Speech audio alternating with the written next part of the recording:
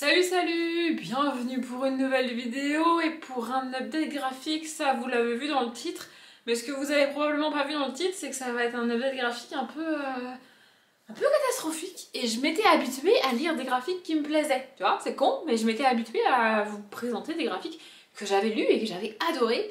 Et bah là, c'est pas le cas du tout. Il y en a qu'un que j'ai aimé, il y en a même un que j'ai pas fini. Pour vous dire, ça arrive vraiment avec les graphiques, mais là, il y en a deux que j'ai pas fini même. Oula, ouais, c'est un objet de graphique catastrophique. Écoutez, c'est comme ça, voilà, ça tombe comme ça.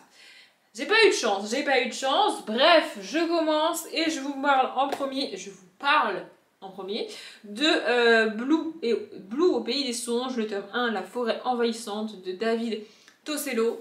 Voilà, donc je vous montre. Alors le livre est magnifique, vraiment, je l'ai emprunté à la bibliothèque, ça avait l'air cool et tout. Et en fait, à mon sens, c'est une histoire complètement barrée. Vraiment, j'ai compris la moitié de ce que j'ai lu. Et c'est pas mon truc en fait, vraiment. En gros, on suit Blue, donc le personnage qui est là sur la couverture, et même là d'ailleurs. Voilà, Blue qui vit tout seul dans les bois. Pour vous donner un ordre d'idée, je sais même pas si c'est une femme ou un homme, enfin si c'est une jeune fille ou un jeune homme. Aucune idée. Bref, donc il est tout seul dans la. On va dire que c'est une fille. Voilà, bref, elle est toute seule dans la forêt, perdue. Elle a priori pas le droit de sortir de chez elle, c'est dangereux. Du coup, elle sort pas de chez elle et c'est pas en mode sa mère lui a interdit de sortir et dès qu'elle peut, elle sort, même parce que sa mère est pas là. Non, vraiment, elle reste enfermée et elle ne sort jamais de chez elle. Et au début du livre, elle va sortir et aller dans la forêt. Et vraiment, il y a des scènes, c'est lunaire, vraiment, j'ai pas tout compris.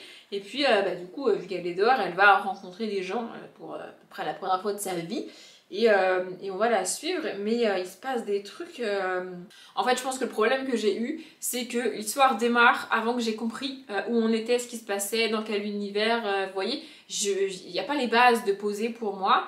Et c'est direct l'histoire qui démarre, et j'étais en mode, mais je comprends rien du tout. Vraiment, je suis larguée. Alors après, les dessins et les planches sont vraiment cool, hein. C'est vraiment agréable à lire et c'est beau à lire. Et surtout, ce que j'adore, c'est en détail, mais moi je trouve ça trop cool, c'est que les pages ne sont pas glacées. Et lire un graphique, ça fait toujours des reflets, c'est toujours l'enfer pour moi. Moi j'ai des problèmes avec mes yeux, enfin bref, c'est toujours l'enfer. Mais là, les pages sont pas glacées, du coup, c'est hyper agréable à lire, je trouve, vraiment. Mais j'ai pas du tout accroché à l'histoire. Voilà, j'ai fini le bouquin en comprenant la moitié des trucs. Je pense même que j'aurais dû m'arrêter avant la fin, puisque c'est ridicule de lire quand tu comprends rien, tu vois. Mais je me suis dit peut-être à la fin. En fait, ça m'avait fait ça avec une autre BD dont je vais vous montrer le tome 2 après. Et j'avais adoré la fin et au final, j'avais tout compris à la fin. Mais là c'est pas le cas. Là, j'ai rien compris. Enfin, j'ai compris la moitié des trucs. J'ai dû comprendre une planche sur 3 et encore. Voilà, je suis déçue parce que c'est une BD que j'avais quand même vue sur certaines chaînes Booktube, mais avec moi, ça ne l'a pas fait. Le deuxième graphique, c'est Daryl Ouvrement, le tome 2 de Rémi Guérin et Christelle. C'est celui-là que j'ai adoré, que j'ai lu vraiment. Et c'est celui-là où le tome 1, en fait, c'est pas mon genre de bouquin, c'est pas mon genre d'histoire que j'aime, c'est pas le genre d'univers que j'aime. Mais pourtant, j'ai adoré le tome 1.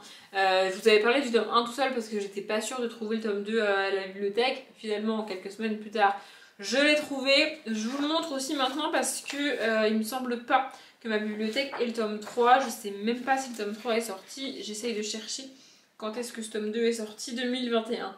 Du coup, normalement, le tome 3 a dû être sorti, mais je sais pas. Du coup, je préfère vous le montrer maintenant plutôt que d'attendre pour rien, en fait. Voilà, j'ai préféré faire ça.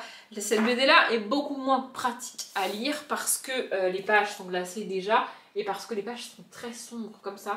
Vraiment, il y a très peu de pages claires. Alors, ça existe, hein, il y en a quand même, mais il y en a, la majorité des pages sont noires. Et en gros, on suit donc Daryl, qui est journaliste avec un Y. C'est un statut dans l'univers dans lequel on est. Et en gros, il y a notre monde à nous. Je suis désolée, ça va faire des reflets. En gros, il y a notre monde à nous, et par des portails magiques, tu peux accéder à un autre monde. Et Daryl vient, enfin, en tout cas va et vient entre ces deux mondes-là.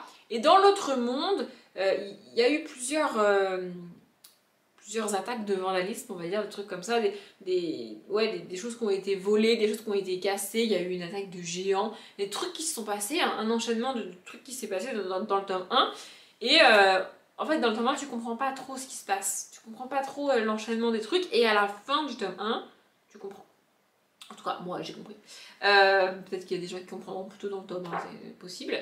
Et donc là, dans ce tome 2, Daryl et quelques-uns de ses amis, de ses coéquipiers, vont dans un endroit hyper dangereux dans le monde, déjà dangereux par rapport au nôtre, pour enquêter et essayer de comprendre ce qui s'est passé, essayer de comprendre quelle est la logique des événements du tome 1 et surtout ce que la personne qui est derrière tout ça veut réellement et cherche réellement à faire.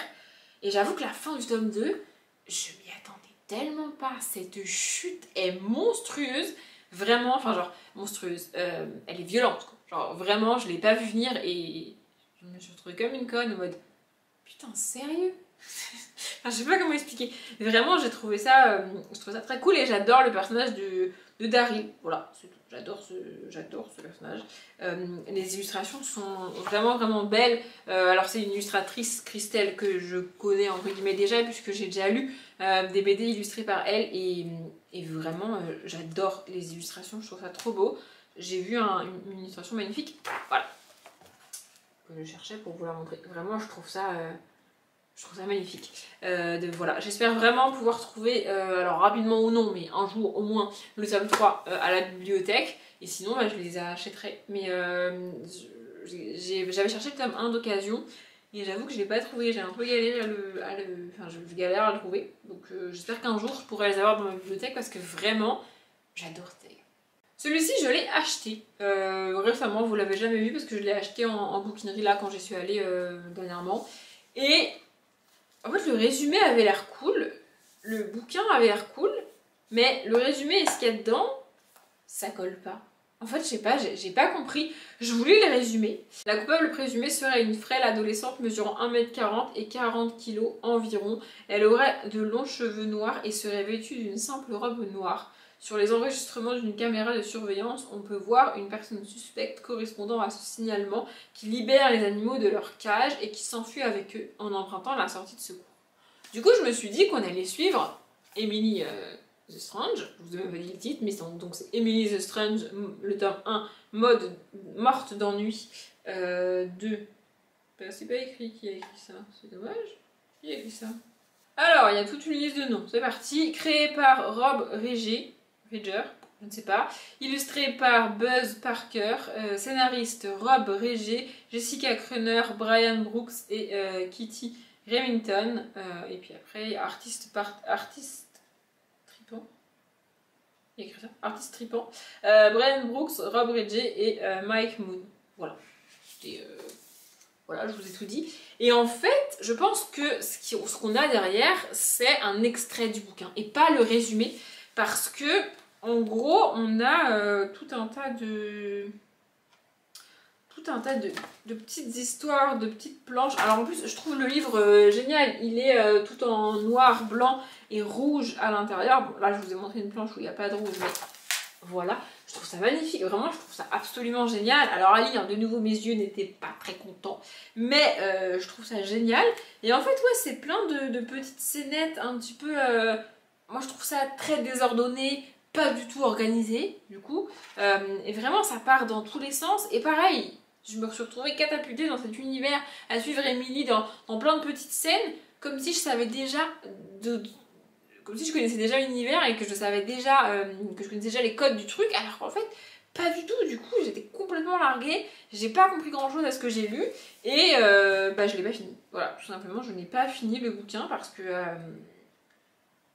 j'ai pas tout compris en fait et je vois pas l'intérêt de suivre un personnage comme ça dans un univers que je comprends pas, qu'on ne m'explique pas, avec plein de mini-scènes et plein de mini-trucs. Moi ce que je voulais c'était une histoire en fait et je suis très déçue. Vraiment quand je l'ai vu dans la bibliothèque, dans la bouquinerie, je confonds maintenant. Quand je l'ai vu dans la bouquinerie, je me suis dit oh ça a l'air trop cool et tout. Vraiment j'étais trop emballée. Je suis rentrée, je l'ai lu direct, enfin je l'ai ouvert direct et échec total. Vraiment je suis dégoûtée. Mais bon, c'est comme ça. Et le dernier, on est de nouveau sur un livre que j'ai emprunté à la bibliothèque et j'y ai pas trouvé ce que j'attendais, ce que je voulais en fait. Donc ça s'appelle Sorcière à louer de Ted Neffet, je ne sais pas, je suis désolée. Et en fait quand j'ai vu ça, je me suis dit, ça a l'air d'être une réécriture de La Sorcière de l'Ouest. Tu vois, avec le jeu de mots et tout, les couleurs surtout. Et en fait, bah, si c'est le cas, j'ai pas bien vu. Alors après, je vous avoue que je suis pas très... J'allais dire, je suis pas très fan, mais en fait, j'ai jamais vu Le Magicien d'Oz. Pour vous donner un ordre d'idée, là, avec Dorothy, tout ça. Je connais vaguement l'histoire de loin, mais j'ai jamais vu aucun film ou aucun dessin animé là-dessus. C'est pas un truc qui m'intéresse. Mais du coup, justement, en fait, je me suis dit, peut-être ça va me donner envie d'enfin regarder ce film, tu vois. Mais alors, pas du tout. En fait, c'est très contemporain. Alors oui, on a une sorcière, mais déjà le début c'est des conseils d'une jeune fille sur les réseaux pour changer ta vie. Alors déjà, j'ai vu ça. Mais vraiment, c'est présenté comme un réseau social. Hein. Je vais vous montrer, voilà, le début c'est ça. Vraiment. Et du coup, j'étais là, oula, mais c'est pas du tout... En fait, c'est pas du tout ce à quoi je m'attendais. Et alors, j'ai quand même avancé, j'ai quand même continué, mais pareil, je ne l'ai pas terminé parce que, en fait, j'ai pas réussi à oublier ce que j'attendais et ce que j'espérais trouver dans ce bouquin et à juste lire le livre pour ce qu'il était. Vous voyez, j'ai pas réussi à faire ça, j'ai pas réussi à switcher dans mon cerveau. Je suis restée bloquée sur c'est pas ce que je voulais, c'est pas ce à quoi je m'attendais et j'arrive pas à apprécier ma lecture du coup.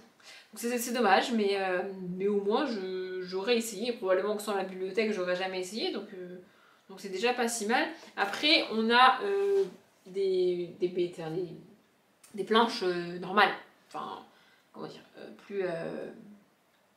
Enfin, qui ressemblent à des trucs de BD, pas comme je vous ai montré au début. On a aussi des grandes illustrations qui prennent toute la page, mais évidemment, je ne vais pas en trouver une sinon ce ne serait pas drôle. Voilà, on a des trucs un peu comme ça, je sais pas si vous voyez bien. Mais du coup, ouais, j'ai été un peu déçue. En fait, c'est beaucoup plus contemporain que ce à quoi je m'attendais. Et bah, j'ai trouvé ça dommage, mais le livre est comme ça. C'est juste que j'aurais dû faire gaffe avant de le prendre dans la bibliothèque. Bon, c'est pas très grave parce que je l'ai pas payé et je vais le ramener à la bibliothèque. Mais ouais, je suis déçue en fait. Je suis déçue d'un livre que je connaissais pas avant de le trouver à la bibliothèque. C'est quand même fou. Je vous ai montré les 4 graphiques, pour une fois on est sur un update avec réellement 4 graphiques uniquement. J'espère qu'il vous a plu malgré tout. Je m'arrête là. Comme d'habitude, je vous souhaite une bonne journée, un bon après-midi, un bon appétit ou une bonne nuit. Et je vous dis à bientôt.